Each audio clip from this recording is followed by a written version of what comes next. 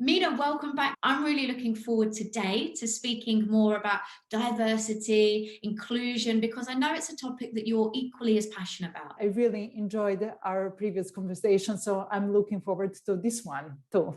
To kick things off, I always like to ask everyone the specific question: what do you feel are the benefits of having diversity and inclusion in the workplace? I will start with a little bit longer answer and context in order to answer that why, because I think this why is very, very important that we understand why today everyone is talking about diversity, inclusion, not everyone, but many people, so to understand the why of that. So I will start with my big passion, it's innovation and creativity. And in order to create a nice environment for innovation and creativity, you need to have diversity from all possible perspectives: gender diversity, background diversity, like professional diversity, different areas of professions, different countries, different nations. It's also scientifically proved or proved by data. Many companies and universities realize that. So if they really want to invoke creativity and innovation, they create diverse teams. We have example, world-leading institutes and universities within technology. MIT is doing that, Harvard, and so on. So we have a lot of examples. If you want to understand why it invokes a lot of innovation and creativity, the answer is pretty simple. It's based on mathematics. When you have a different perspectives on the things, it's easier to create new ideas, right? If you have people coming from the same background, things in the same way, they're going to solve the problem only in one way because all of them think in the same way. When you have people who think completely differently, they're going to suggest solutions that are different. And by combining these solutions, usually you find a groundbreaking solution. I can also recommend to our listeners to read a wonderful book on that innovation subject. It's called The Medici Effect, written by Franz Johansson. So he did a metaphor of that Medici family from Italy, because at that period in Italy, it was a flourishing of art, science. And how did they achieve with that? It's because there was a rich family, so they invested in a lot of diverse artists, scientists, and a lot of projects that consisted of different people making that. So it's a metaphor how you can create such an environment with that Medici effect that you flourish just creativity and innovation. There are a lot of perspectives on innovation, but particularly I like one thing that is called intersectional innovation. Now I have also to be strict with the definition. Invention is when you create something completely new, but innovation is when you combine existing things in a new way. And you can do that in a different way. And one of very powerful ways is intersectional innovation. What does it mean? When you take two completely different domains, they don't have anything with each other at the first sight, and combine them and find a new solution or a new way how you combine that. So in order to achieve that intersectional innovation, then you have people, diverse people, and of course, gender diversity and different type of diversity, different backgrounds, and so on. I have also some examples from my life, not only from the workplace, but also from my personal life, my family. My husband, he's Swedish. I'm from Serbia. And we have 3 kids, 3 boys, or 3 musketeers. And usually our friends are saying, oh, that raising children, it always seems very easy for you, like it's nothing challenging or so on. And we were thinking, why is like that? Why we feel it's easy always to find a good solution? I think it's because we are combining 2 different perspectives on raising children and create the best of it. When you apply something, maybe it's a Swedish way how you do when something happens, you see it does not work, then I'm thinking, oh, in my country, we do like that. Maybe you should try that. And then you find a solution. It's the same thing at work. You know how you can invoke that creativity innovation. So I think it's very important, and many companies who does not want to have a creative environment and build basic blocks and foundation for innovation. Everyone wants that. That's why diversity is very important from all different perspectives. One great example when diversity invokes that innovation, and I must share because it's a great example. It's about actor Hedy Lamarr, who invented that is called the frequency hopping spread spectrum. You know, when you are sending a message, encrypted message in military, she invented because she was actress and sitting with a team of technical military male engineers. And then she said, oh, maybe you can divide your message and change a frequency. So the first part of message is sent on one frequency, and then the second part of message on the another frequency. So you crypt that in that way by changing the frequency. Such a great invention. I think it's still used in military. A woman, actress, so she didn't have it from that perspective. Many people would say what she was doing in that room, you know, with the male engineers, and she was another profession. Such a great invention. So sometimes you really need some other people's perspective. I think it's a great example of both gender and diversity in general for great inventions. And when we are talking about technology, of course, when we take a look and see what is missing in order to have a completely diverse environment, usually the answer is gender diversity. So even for the companies who are recruiting internationally and have people coming from different countries with the different backgrounds, different universities finished and different studies, experience also, usually that gender diversity is something that is missing, that we have a predominantly male employees. Thank you so much for sharing, Mina. That is really valuable insights. And as you know yourself, the list of the benefits of having diversity and inclusion in a workplace really is endless. It's such an important topic. And you're right, diversity comes in many different layers. But a big challenge for a lot of these tech businesses, it is gender diversity. It's getting more women in their tech teams and then retaining those women as well, making them feel included, like they belong in this environment. From your perspective, what do you feel are the negative effects of an environment lacking diversity? And also, have you ever experienced that yourself? There are several things that is really, you see the negative effect when you're not creative or innovative enough. For example, I have one, it's just an example that when you have people that are not diverse enough, you're not going to find a groundbreaking solution or creative solution. I attended one training. We were all like technical people. So it was gender diversity, although I was the only woman in the room. And we were supposed to program some robots. You know, we got some tasks and to do that. But all of us had the similar background, working within IT with the similar types of software development and so on. And we knew that we were supposed to be creative and test different solutions. But afterward, when we take a look at how we tested that robot programming, it was just a different variants on the same solution. It wasn't different solution, although we tried, but all of us thought in the same way. Yeah. Because we had exactly the same backgrounds and working experience. So it's one example that was really eye-opening for us, all of us that at that time worked 15 plus years within IT and technology and software development. It's difficult, although you force yourself, think different. You cannot, you need someone who will open your perspectives. Also, I think that the world has changed in a positive direction.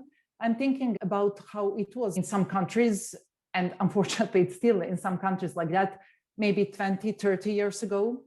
I have to mention that I come from Serbia, former Yugoslavia. So there we had that mindset that woman, it's okay that woman is engineer. My mother was an engineer. My sister is an engineer. So it was a little bit better situation compared to other countries. Mm-hmm. But still at that time, during the 70s, 80s, the mindset was on important projects. They didn't want to have women engineers because they had a family, children, and they knew they cannot dedicate, or they believed that they're not going to perform equally well as male engineers. And I think it's really pity, because I think in reality, it's completely vice versa. I think you perform much better when you have a lot of things to take care about. You know, that organization thing. If you have only one thing to focus on, then you think, oh, I have a lot of time and so on. When you have, it doesn't have to be family and children. It can be some private hobbies, training or something. When you have a lot of things to do, you're so organized and you're so focused. So I think it's one of a flick back that people didn't understand at that time. And they didn't think that they do something badly, you know, by excluding. And my mother was in such a situation. It was some very exciting project going on. And the director of the project told her, you're an excellent engineer, but unfortunately, since you have a family, I want to have only male engineers. And unfortunately, that project failed. And at that time, no one did a retrospective to see. But I think it's so wrong way of thinking, because I think especially women, when you know you have a family, you have other things, you perform at work much, much better within that limited time, because you know you don't have any extra time that you can dedicate on things. Unfortunately, I see, because I have a big European network, I see those things still in some countries. Maybe Sweden and Scandinavia is a little bit ahead. I will tell you some good things that we are doing here. France, Belgium. At many companies, I've heard that male managers advised female engineers, like, when you get children, you should stop your career, because my wife did the same thing. Yes, I've heard those things, like advices to young female engineers, like, build your career before you get children and family, and then it's over. And I mean, it's unacceptable, but unfortunately, I think it's that cultural thing, mindset. They don't, those people who are saying that, they think they're giving the best advice as they can, because they believe in that, unfortunately. One drawback also that I saw, that it ends up when you have only male engineers or male employees. Now we are focusing on tech, that's why I'm saying engineers or technical people. You create that tough macho style company culture. And I think it's also wrong, because I know that many people did those researches like company culture and decision-making process. There is one well-known Dino Kennedy model of company culture and how it affects decision-making process. And they're saying, like, and they have one category, nice quadrant, and one category is called that tough macho guy culture. Usually it does not lead to a good decision-making process in the company. And so everything is related, the company culture that you create, and also it directly affects your business. You know, I saw in Sweden, as I mentioned, or in the whole Scandinavia, it's also related to that work-life balance. We are fortunate because the state offers many different possibilities that you can choose, that you work maybe 80% of your time, so if you have a really small children and need to spend a little bit more time with them. But I think it's great, because during that 80% or 70% when you work, you usually perform much, much better compared to someone who is working 100% and don't have to think about that balance. So I think it's a great opportunity in Scandinavian countries, and it should be spread out much more to other countries to have that possibility for all people, even men who are taking care, who are going on that paternity leave and spending time with children. Unfortunately, even in Sweden, I saw at some companies, especially when it's not going well, all of a sudden, female managers have to leave, and they're creating then tough macho style company culture. It is really very, very unfortunate. That's a really interesting one. And you mentioned a really important topic here about starting a family. I speak to so many women who are thinking about taking that step, but are almost scared and thinking that, is their career going to end because of what society tells them, because of what other people assume your career to be once you have a family? So what advice can you share here for anyone who's working in tech, who's thinking about starting a family? Reassurance. First, I would like to say you are going to perform much better at work when you get a family, because then you are going to have those priorities and you have to be organized much better to achieve everything. Then it's also, we have one joke that usually when someone comes back from maternity or paternity leave, we should use the chance because those people are so hungry for intellectual challenges. And usually they perform excellently. So sometimes you feel like I should send someone on a maternity leave in order to revoke that excellent performance. So I think it's really important to understand that it's not that you don't have a time. It's a kind of strange thing, but it's opposite. You know, you're going to have a time to perform very well. Also, there is another thing that I think it's very important. I haven't studied neuroscience, but I read some researches. I don't know exactly how our brain works in details, but I noticed at myself, and I think many people can recognize that way of working. You know, if we recall when we were at the gymnasium or university, when you have to study several courses, you study one course, maybe for 5-6 hours, you're so tired, you cannot, like, you feel your brain is not receiving new information at all. But if you make a break and start studying another course, all of a sudden, your brain is fresh, although you studied already for 6 hours something else.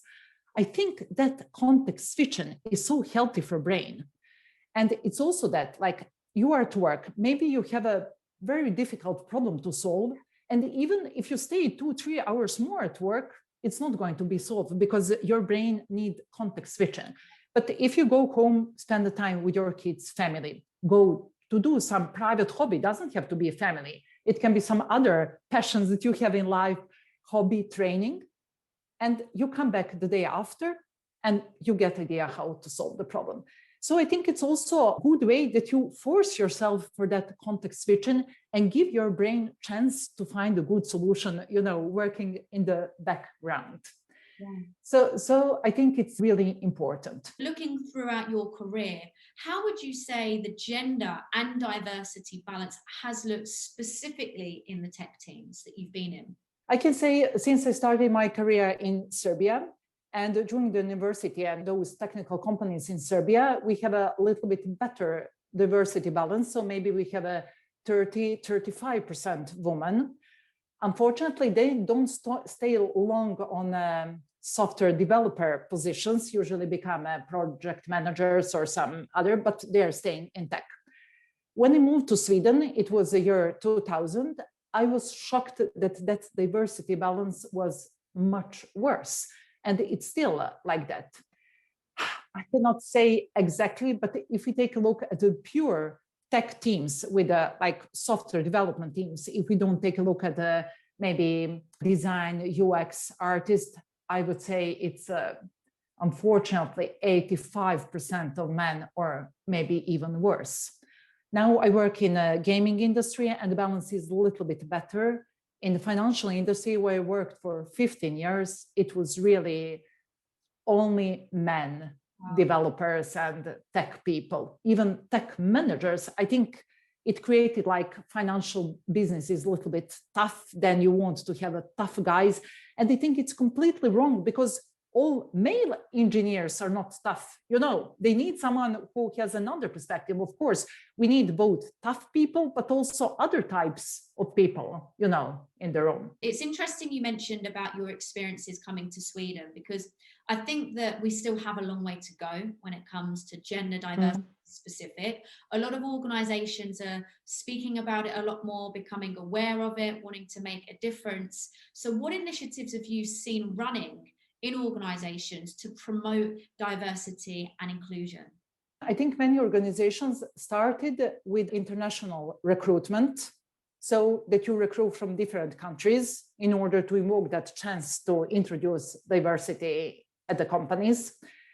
From the gender diversity perspective, I saw that many companies included, not many companies, some companies, unfortunately only some, included that in maybe company strategy that they're aiming for that 50-50, although, you know, they're aiming, they know they're not never going to reach that maybe, but they're aiming for that.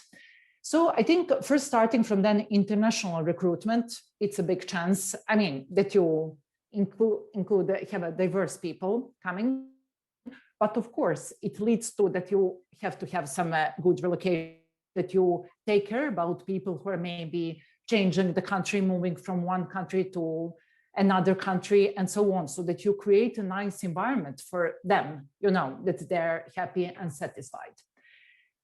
Also, I think that the important thing is that the company promotes those values, that they want to have diverse people, and also that it's not only theoretically, we would like to have a more female developers, but then you don't do anything and just complain there are not enough of them on the market. Yeah. So one great example comes from my own company, Paradox Interactive. We are organizing and doing currently a great training for girls that is called Games by Her. So we would like to teach other girls and women interested in technology how they can programming in C++, that it's a little bit requiring programming language, and also how they can develop video games. And one interesting thing regarding that course, I have to say that the initiative didn't come from a woman, it came from a man, our chief architect, John Wordsworth. And I think it's so great to see men who are also supporting that diversity concept and has understanding why it is important from a company perspective, gender diversity. I think that allies in diversity and inclusion is absolutely key to making the change as well, because everybody needs to be raising awareness and doing their bit. Games by Her sounds like an incredible initiative. What would you say has been the biggest lessons learned through an initiative like that? I think one thing is usually girls who are attending such courses or learning more about technology, afterwards they said, oh, it's so great. I didn't know that it's going to be so engaging and interesting for me. I can give you some other examples. In Sweden, there is one very nice initiative. It's not only for girls, but usually it's focus group is the girls. After the studies, there are a lot of girls good at mathematics and physics during the gymnasium, but that they don't choose engineering or similar, you know, studies to study. Sweden, or I don't know where does it come from, but there is a great initiative that you can apply for 3 months training at some very technical company. For example, you can go on the north of Sweden in Kiruna, where is that astronomical center, and send some things to the space, you know, it's a space engineering or some other really tech and engineering companies. I know several girls who applied for that program and after that decided to study for engineering. I think many people have that prejudice, it's not for me. So I think it's good if you have an opportunity to try during the training course, something before you make your final decision. I can add also, when talking to some older women, older generation, who studied and work with something completely else, I've heard a lot of reflections. I regret that I didn't choose engineering studies. Now with that knowledge, and I would be great, you know. So I think it's that how it is presented to the surrounding. I don't know why it's that message that the society send, that it's not maybe interesting for women, not engaging enough, maybe that women won't be equally good engineers. So I think one of the main causes of those problems lies in that message that society sends. And we have to change that direction and show by other initiatives to show to those women and girls who might be interesting the beauties of that. And of course, maybe all of them are not going to choose, but I think many of them are going to be inspired. I also saw several examples that I think it's great of women who change their careers after maybe working with something completely else, and by having a husband who is working within IT, got inspired, decided to study, although they had a family, small children, maybe turned 40, not like, you know, it's more difficult to change direction. And nowadays they work as developers. So I think they're great examples, and we have to show to the rest of girls who didn't have a chance to see these examples or hear such stories about that. That is so important. Number one, breaking the stereotypes of how a programmer should look, or what a career in tech looks like, which is getting better. It is, but we still Yes. work on it.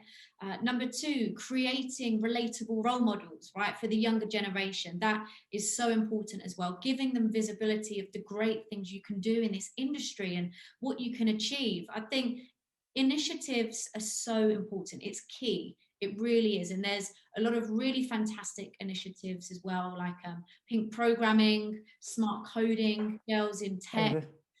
All of these things really work towards inspiring, educating, and empowering, giving you the tools to make a decision on what direction you want to take your career. What I've seen through conversations and studies is that there is actually more girls choosing computer science or similar degrees at universities. The problem we have is that women are dropping out once they've started their career in the tech industry.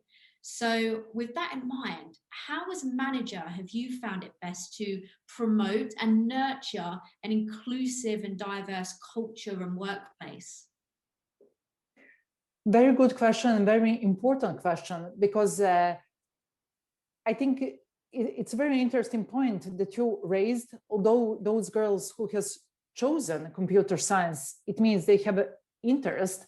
Yeah. And I think the problem is they dropping off because they don't feel included at the end.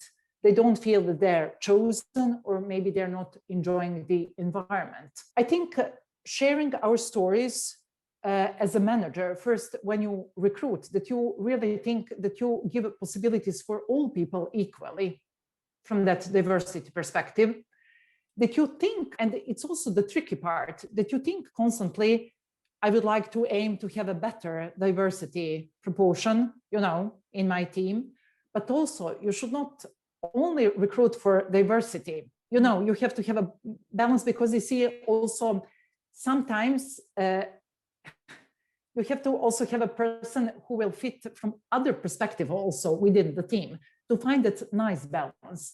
But of course, to think how you can find those potential candidates that will increase diversity in your team.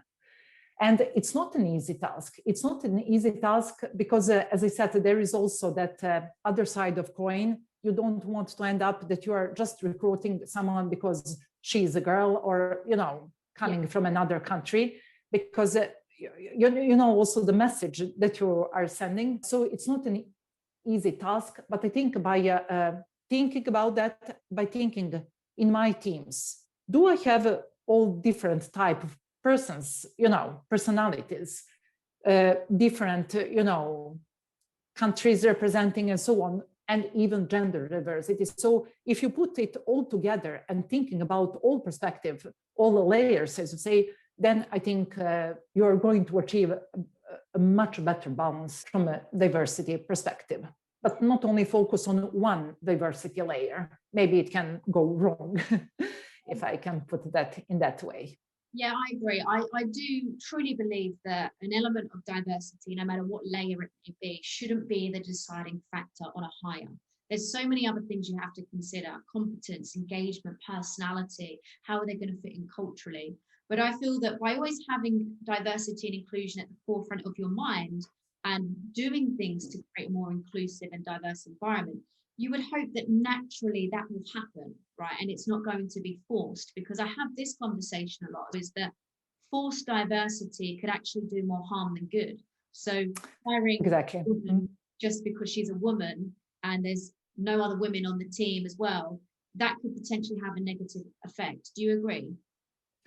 Completely agree. Exactly. You express my thoughts in a better way. Yes, that it should not be focused only on diversity. It can go wrong. But I think it's also it's a lot of prejudice. So I think that a lot of girls are not applying for those type of jobs because they think, oh, if I join a team with only male engineers or male developers, I'm not going to have a good time. I'm not going to enjoy it. And I think it's not true. I was in that place several times and I enjoyed a lot because they had such a nice personalities. We had a lot of things in common, although I was the only girl. So I think sometimes for those girls who are interested in IT technology, usually they're girls with an analytic mindset. I think that they're going to enjoy environment with other people having the same analytic mindset much better than joining a company where there may be more girls, but they don't have that, you know, analytic, systematic mindset that you are just like, oh, how you can think in that way, you know. So you should not focus also when you're looking for a job, you should not only focus on that gender diversity and think in that way, oh, it's only male engineers. And from the beginning, you close the door by saying, I'm not going to enjoy that. Try that, because there is a big probability that you are going to enjoy such an environment. Definitely. And again, it's breaking that stereotype, right? The stereotype of how working in a completely male-dominated environment may be, because you can't tarnish every organization with the same brush. Everyone is different in their own way, even if they're all the same gender, right? We're all made up of different DNA. So we're going to have some differences. And I think that's a really great point you mentioned, Mina, not to hold yourself back, to try it first, to see how it is. At least you can say you've given it a shot, right? Yes. And they have also, there is one thing that I'm trying to promote a lot, because I really don't like that prejudice that being a woman engineer, it's not a feminine enough. And I think usually when you compare to be a medical nurse, everyone will say it's a feminine profession, but I think it's completely vice versa. If you take a look from the clothes perspective, if you're a programmer, you can have a nice dress, high heels, you can be feminine at work every day. If you're a medical nurse, you have to have a, you know, that white coat, special shoes. I mean, even from that perspective, but I think it's those prejudice and stereotypes that some professions are more feminine than the other, although I don't agree at all with that. Maybe it was just a fun example with the clothes, but you know what I mean. So I think every profession can be feminine enough. So it should not be rejected just by those stupid reasons. Yeah, for sure. And especially in an environment at work where you feel like you can truly be yourself, where it brings that sense of also belonging. So you've got diversity, inclusion, but also belonging. So you can feel comfortable wearing what you feel you perform. Of course. Exactly. That's such an important thing you mentioned, Mina. And on this topic, something I know you're very excited to discuss as well is, what do you think is the best part of being a woman in the tech industry? Yes, there are several things that I really enjoy a lot. First, I would say, so many things are stereotypes or prejudice that if you're a developer or working in tech industry, that you have to be a lonely wolf, that you are sitting alone and coding. It's not at all. Software development is a teamwork. You know, you cannot achieve anything if you're sitting and coding alone. It's a really teamwork, and it's a big prejudice. And I think that we have to work together within the teams and with other teams even more compared to some other professions. So I would say it's a really social thing and a teamwork. It's not a lonely wolf thing. Another thing that suits me, but I think many girls can recognize themselves, coding and creating a software, it's such a creative job. You know, you're solving small problems all the time.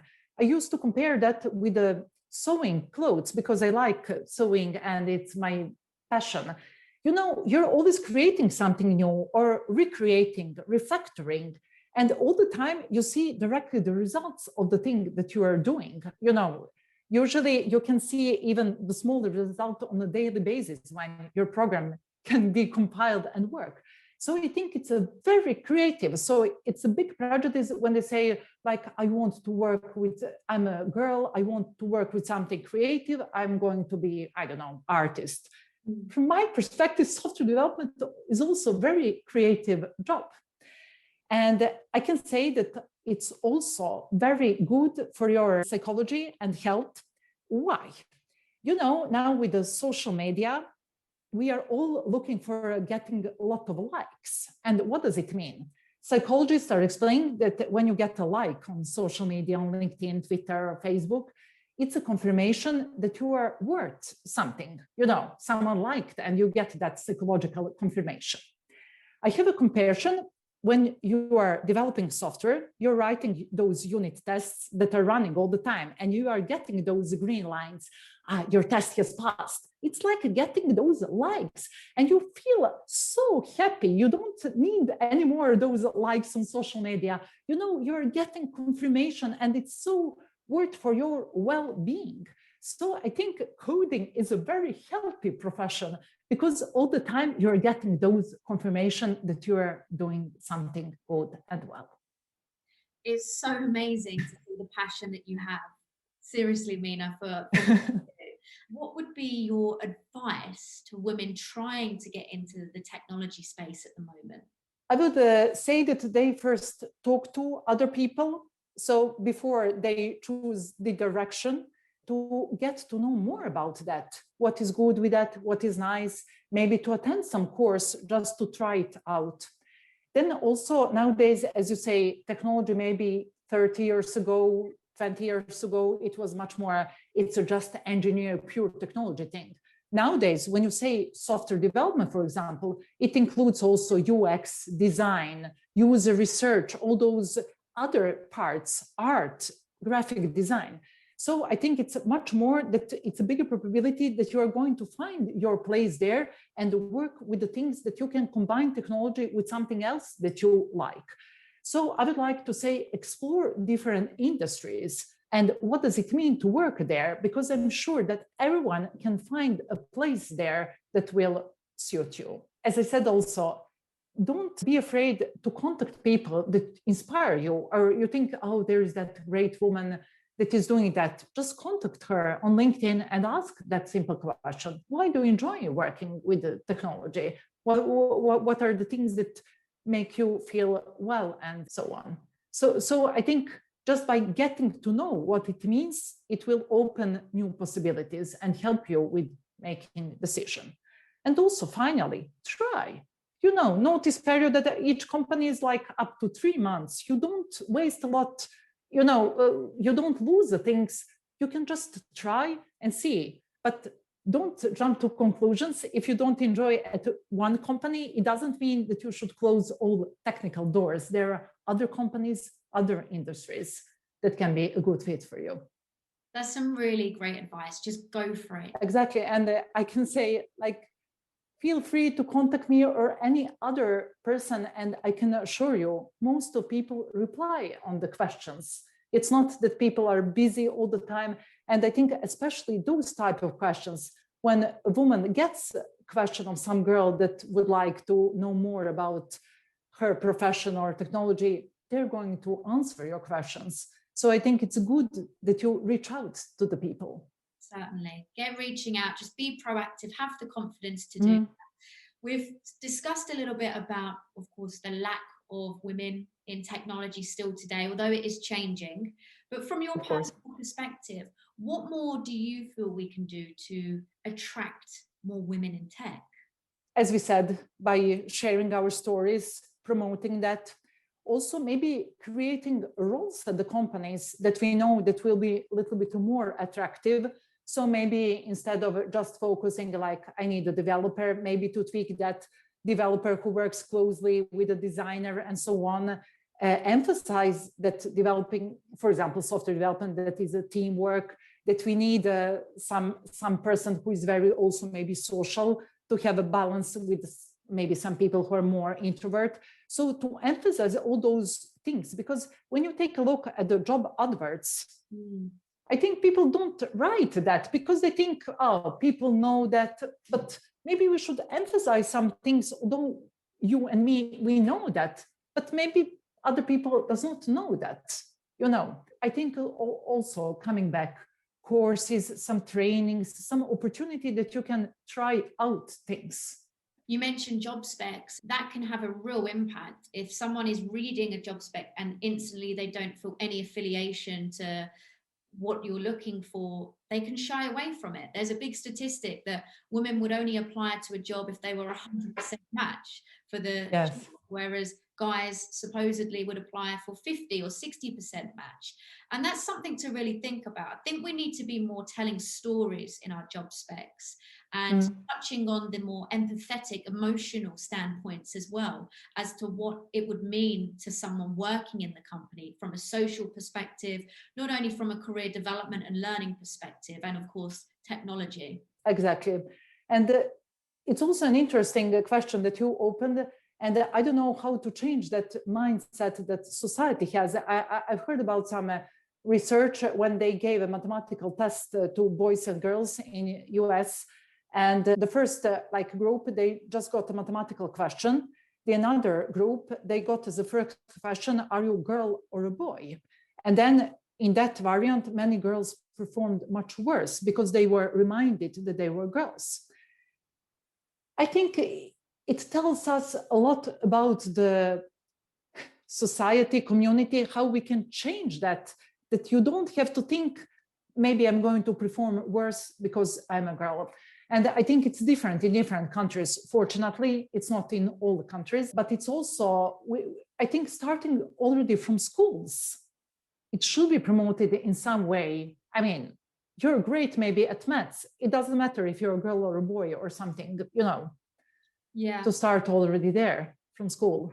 School's a big one. If I think back to when I was at school, being completely honest, I had no visibility of what a career in technology would mean, of computer science. I was never shown that. And when I look back now, I wish I was. Although I'm working in the recruitment side of things, when I speak to data scientists, developers, I think, wow, I would have loved to have had that opportunity from a much earlier age. So schools is a big thing, influencing from a younger age. And again, that links back to the initiatives that we were talking about, right, earlier on. Exactly. And the great that you mentioned the data scientists, I think it's also a great entering point to technology, because usually data scientists at the technical companies, they're coming from different industries. It can be biomedicine, it can be completely different industries. So I think it's also nice that you have that entry point to tech industry coming from other industries. Going back to initiatives, of course, I know you mentioned some really great ones earlier. I wondered if there were any other communities or organizations that you're aware of that are promoting women in tech, or are almost like a support network that our listeners can look into. Yes, definitely. There are several initiatives that I would like to mention. First, one organization, it's called the Juggling Europe community. They're organizing also conferences once per year. It helped me and my family with that diversity perspective, not only gender diversity. It's the first conference where they're organized that all children are welcome. They're organizing also programming sessions for children while adults are attending conferences. Also, they're inviting all partners, although maybe my husband works within IT, but there are many, partners, husbands and wives that are not. They're also welcome. They have a program for them. And also from diversity perspective, Juggling Europe managed to attract not only people from IT. We have medical surgeons coming there and describing how they do Scrum, for example, within at the hospital and so on. So I think that community is really great for promoting diversity from all different perspectives. Then there another very nice initiative that is called Lean in Agile. It's started with the two great women, Padmini and Leila.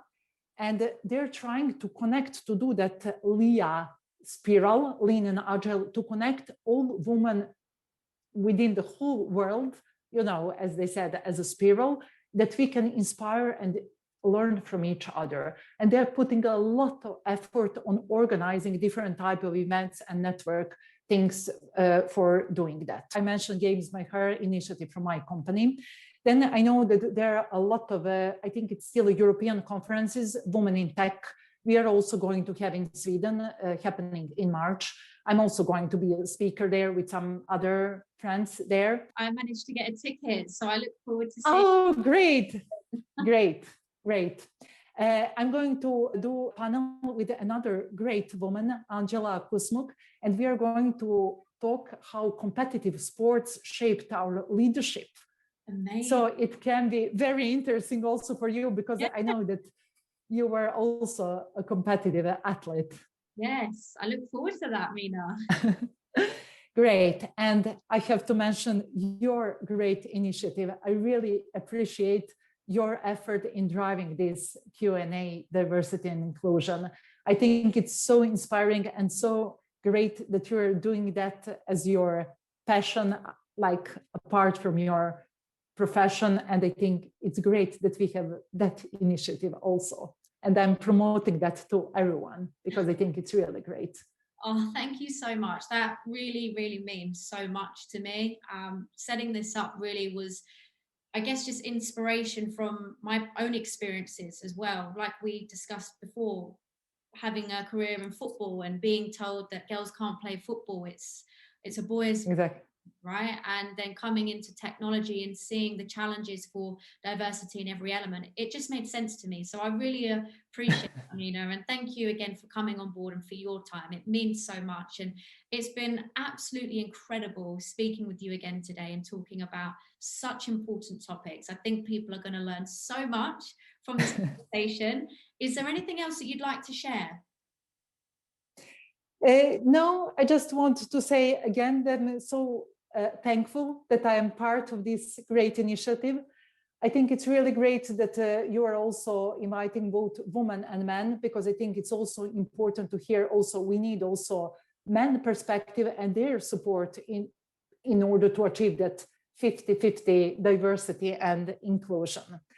And thank you very much. And it was really so inspirational for me also to be a part of this Q&A sessions.